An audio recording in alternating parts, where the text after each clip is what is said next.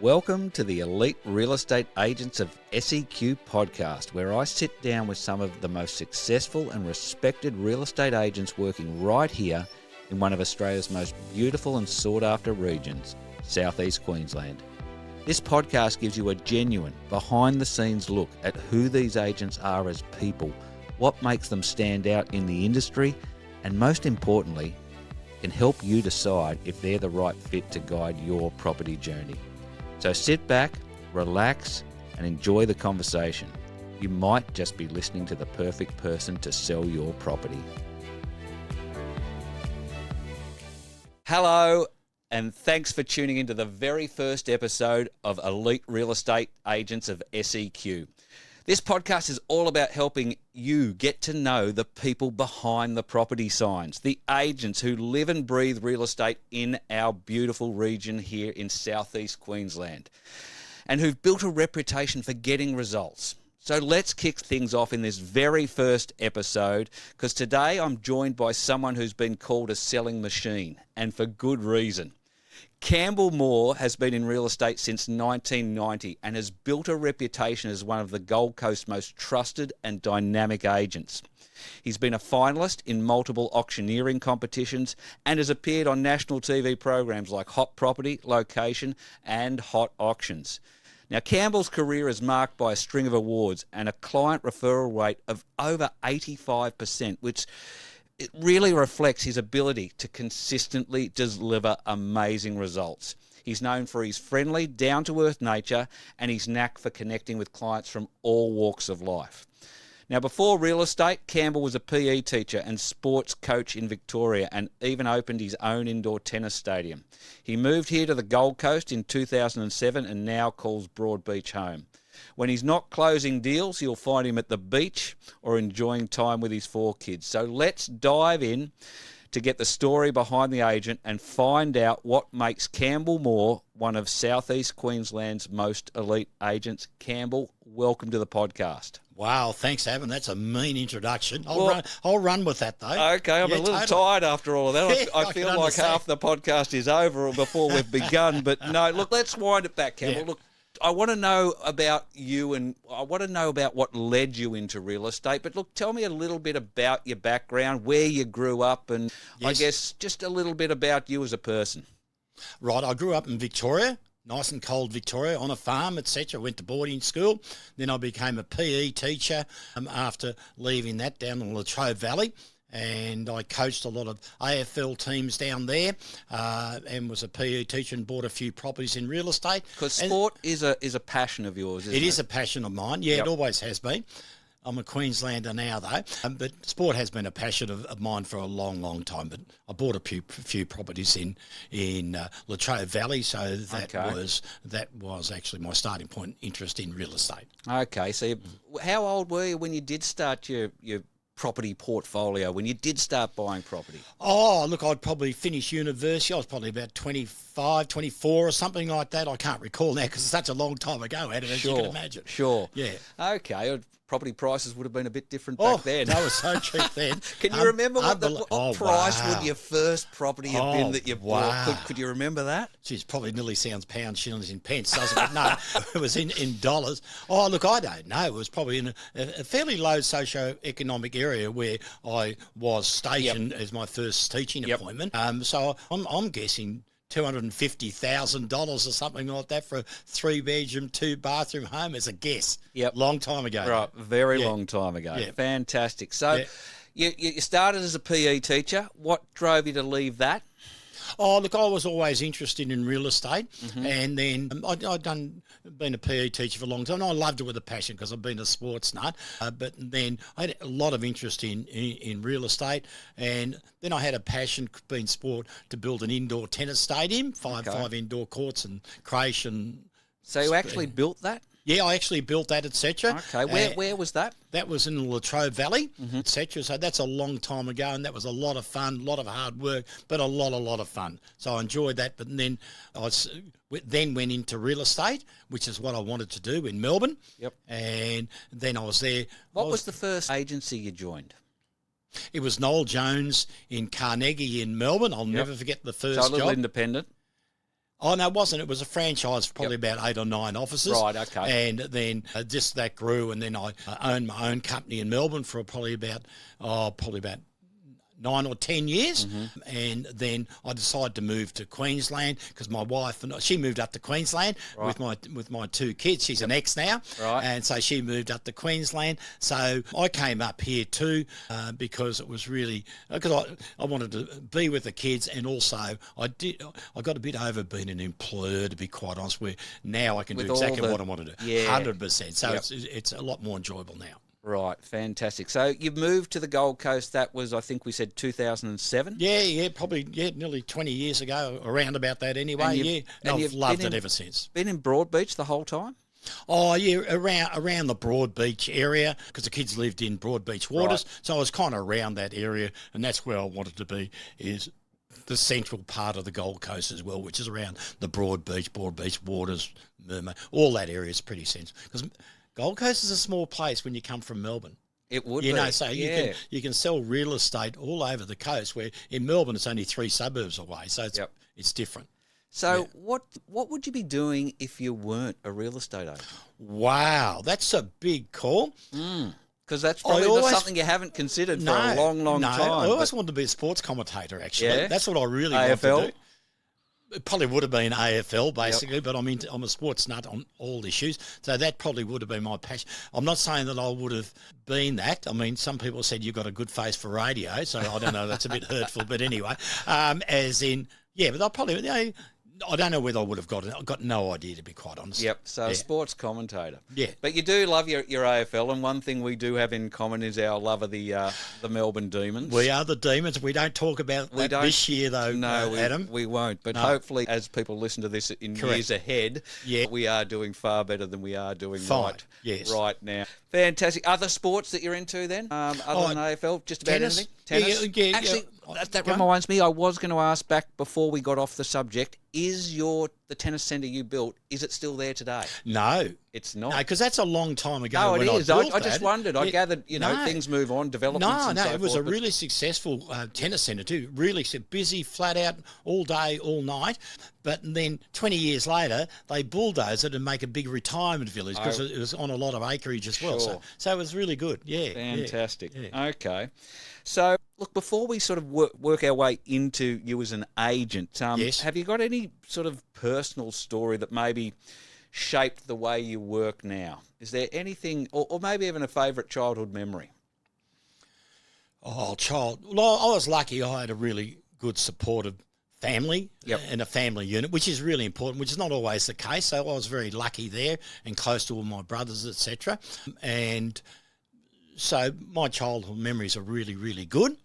But what shaped me there at the moment, I suppose I don't know, it's just I'm a fairly enthusiastic, passionate person about things I get involved in. I still play sport. I've just started pickleball, actually, which is a bit weird. So a few friends said you should start that because my son said pickleball is really for people who are no good at tennis anymore. Yep. So that's probably... And for old people as well. And for old people as well. So believe it or not, I've got a little bit of an interest in giving that a go. So I might have to have a chat to you after we finish here on that. But fantastic. All right, so let's move more now into your career here and what does make you an elite agent. So you're currently working for Coastal? Yeah, Coastal Property Agents, which is the biggest company in the Gold Coast. And I joined them about 14 years ago. Then they changed name about 2 years ago. Yep, because they were Hardcourts Coastal, weren't they? And they were Hardcourts Coastal, and then they broke away from that, and just because franchise fees were X dollars, and the company grew from probably about 4 people when I first started with them, as in that was 14 years ago. Went from there to about 200 staff and about 120 or 30 salespeople now. So they broke away from Hardcourts Coastal to just Coastal. Yep. And so they're franchised. And then obviously companies can do what they like if they own the company rather than abiding to franchise rules and regulations all the time. Sure. So what is it that you love about Coastal? What is it, about the company and about the brand that you work for that, really appeals to you? No, good question. Yeah, very fortunate. We've got really, really good principals there. It's really nice people, Dane and Kim, and also Rob, who came on board a few years ago as well. And not fairly they're good in regard to they don't micromanage everybody whatsoever, because there's enough pressure in real estate when you're dealing with people's most important savings of their life is in property. So obviously not being micromanaged is huge, and I think that's probably underpins the nice people, underpins the growth in the business. Sure. Yep. Okay, fantastic.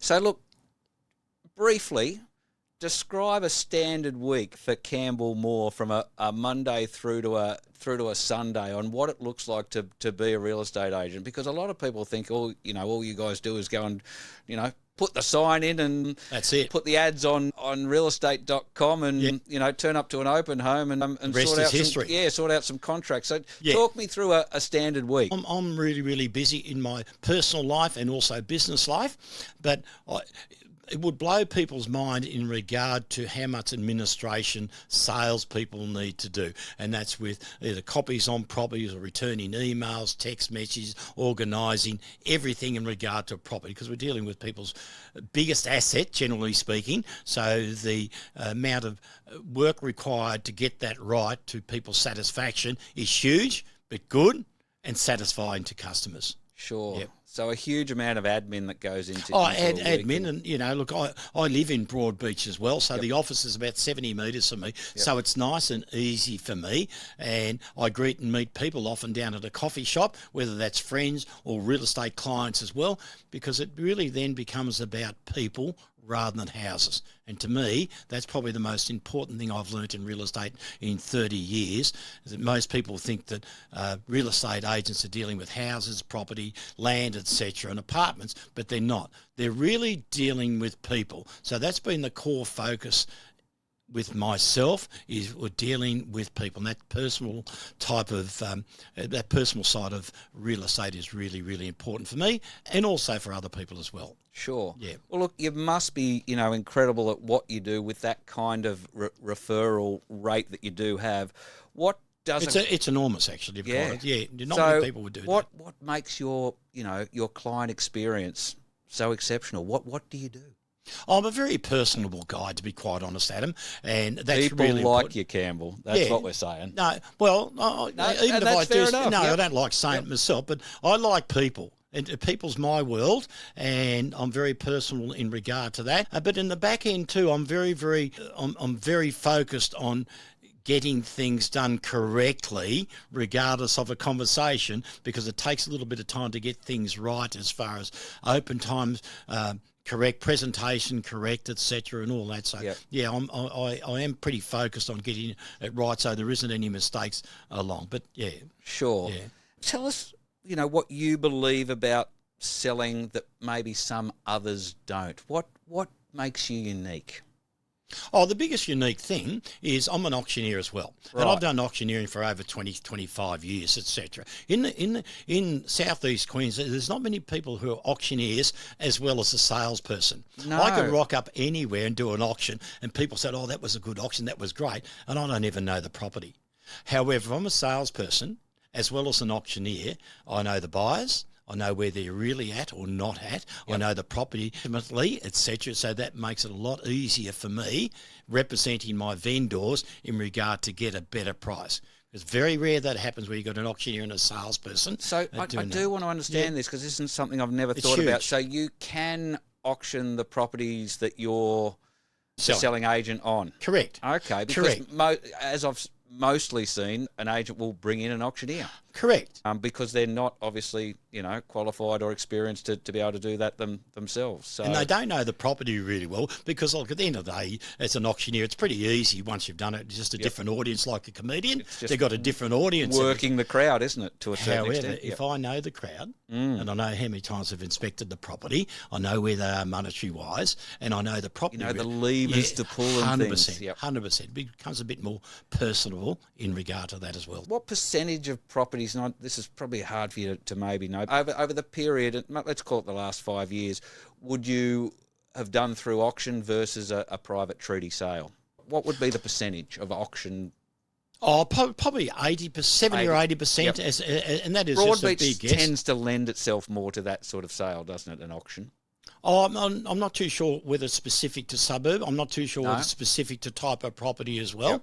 If I walked out of real estate today, Yep. with my experience, and I was advising a friend of mine, my best friend, I would always auction the property because I understand how it works and understand if you get a good offer before auction, you sit down, have a chat about it and you take it.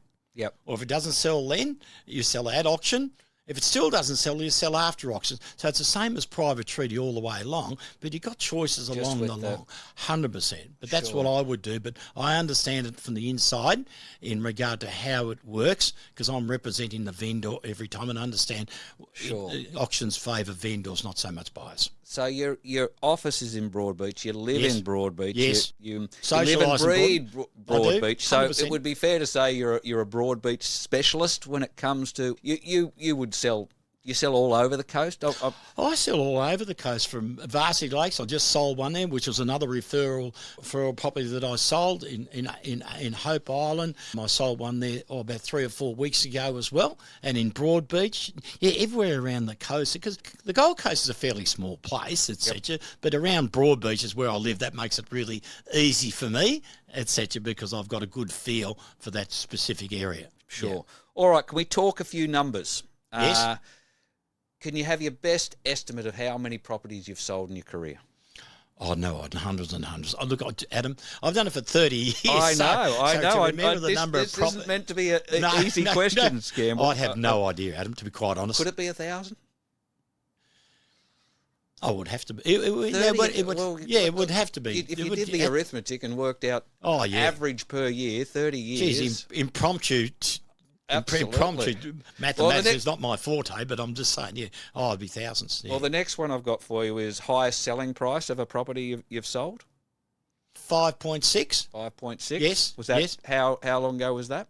Oh, that was a little while ago. That was in Melbourne. That was in Melbourne. Yeah, yep. but the other ones, my main selling range up here is 1 to 5 mil. That's probably where I sell, but around the 2 mil is probably normal. And it used to be a lot less than that, but the market's changed so much over the last 5 or 10 years, etc. Yeah. Talk me through one of your favourite sales. Oh, look, probably my favourite one I'll never forget. It was in Glen Iris and Hope Island. So in Hope Street in Glen Iris, where that was on hot property with Michael Caton, and that went off. There were only 400 people there. Wow. And there was people bidding left, right and centre. It was all televised. I've still got a video of it as well. But that was just an awesome experience being interviewed by all the different reporters and the cameramen, etc. So that was probably one of my favourite sales that I can ever remember. But I got a lot for the experience and for the experience, totally different to anything else. So yes, and having 400 people there as well. Yep. You know. Oh, there's another one as well too. But give us another one. Okay, no, this is gold. Stanhope Street in Melbourne. This was 2 houses being sold individually, and we were contemplating selling both together or one. And that was a crowd of about 400 people. It was enormous. The first bid was bigger than the reserve on both the properties at once. So it's going to be selling one, selling 2 individually. But the first bid was bigger than the reserve on both. And I had to make it really clear to the bidders. Now, just to make sure that you are aware, we are bidding on number 1. We're not bidding on both properties. Because I thought, hang on, these buyers are being a bit confused. Based on the price he'd thrown out, you thought he was going for both. 100%. But ginormous. But he was going for He was going just for the one property. Well, that's then we just sold thrown the whole day into chaos, hasn't it? Well, a good chaos. Yeah. And then we sold the next one to the same buyer for a great price as well. So that was huge. Wow. I'll never forget that one. No, fantastic. Yeah. Well, I was going to, maybe that's it. My next one was, can you tell me about a time where you got a price well and truly above even what you thought was possible? Yes, and that was probably about 500 to 550. It was a trustee auction that I did do, and they're very clinical in their reserves, etc., because they've got to justify what price they sell properties for, and that went for about, I think it was about 550,000 above the reserve, and the person in charge of the trustee company was stoked in regard to that price. It was huge. Sure. Yeah. Okay.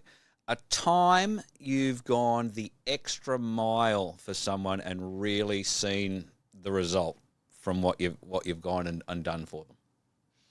Every pot, but Every single property. Good No, answer. I do go to the nth degree. No, I know. And we don't control the market, and so it's a matter of massaging buyers Absolutely. in the best interest of my vendors. Yeah. Fantastic. Weirdest or most unexpected situation that's come up in your career? Unexpected situation. Oh, wow. I'm just trying to think of that. Unexpected situation in my career.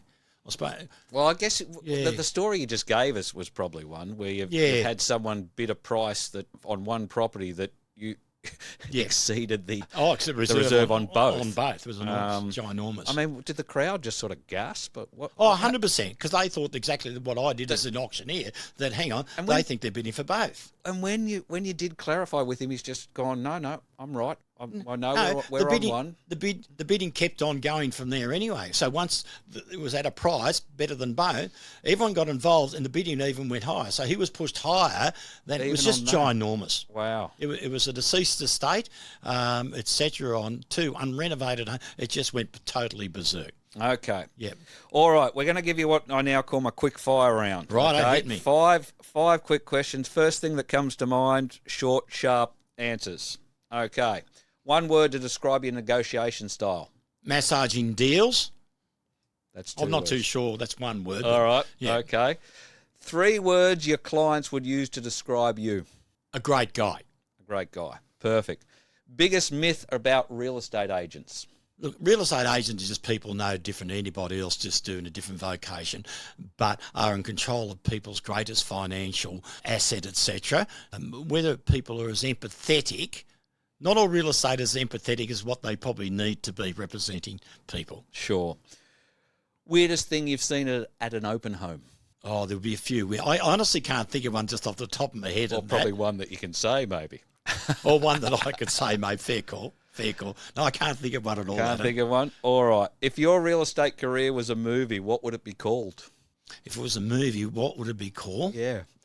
I'd call it Campbell More Sells More for More. That's what I would do. Perfect. And Campbell More I'm a sells bit more biased, for though, yeah. more. Perfect. And finally, top tip for homeowners when selling. If you could give them one tip, and this is, across the board. Oh, no, totally. Yeah. Look, you never get a second chance on a first impression. That is so important. There doesn't need to be a big cost involved, etc. But it's worth a little bit of time and effort. It's no different to life. You never get a second chance at a first impression when you meet and greet people, and the same when people meet and greet a home. Fantastic. Yeah. Okay, so final question. We're going to wrap up here, but look, if there is somebody listening out there and considering using you as their agent, what would you say to them?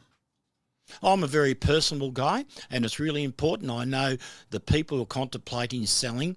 I'm in bed with them, so to speak, and I understand where they're coming from, and I've been involved in so many transactions. I know what works or doesn't work in order to get the best deal from buyers, because I know who I'm representing big time. Perfect. Yep. Okay, and I would add to that to not necessarily even ask you, but ask the people you've worked for based on the fact that you've got such a high referral rate. Oh, my referral rate is just ginormous. Seriously, speaks for itself, doesn't it? So no, it makes me feel good as well in regard to that's my biggest repeat business or referral business. Fantastic. Yeah. Well, look, Campbell Moore, who sells more, thank you so much for joining me on Elite Real Estate Agents of Southeast Queensland. I've really enjoyed speaking to you on our very first episode. Look, would love to have you back again as this series continues to roll on. So, look, if you do want to get in touch with Campbell, all his details will be in the show notes there with links. We may even see if can we get that link to auction you're talking about that was on the telly? Is that must be on YouTube as well? Yes, it would be. We'll put that there as well so that you can have a look. But I think I've still got that. Yeah, I'm certain I have. But anyway, yes. Hopefully we can get that in there so you can have a look at what we've been talking about. Yes. But look, Campbell, thanks so much for being on the show. I've really enjoyed our chat. And if you are listening, do get in touch. Thanks a lot, Adam. Really been nice. Thank you. Thanks so much for joining us on this episode of Elite Real Estate Agents of SEQ. If today's guest sounded like the right agent to help with your next move, please reach out. You'll find all their details in the show notes and episode description. And if you're a real estate agent interested in being showcased on the podcast, visit www.realestate.com podproaustralia.com.au to learn more and register your interest. If you enjoyed the podcast, we'd love it if you could like, share, and rate the podcast, and let us know in the comments if there's an agent you've dealt with and you think they should be featured next. Thanks again for listening, and we'll see you on the next episode.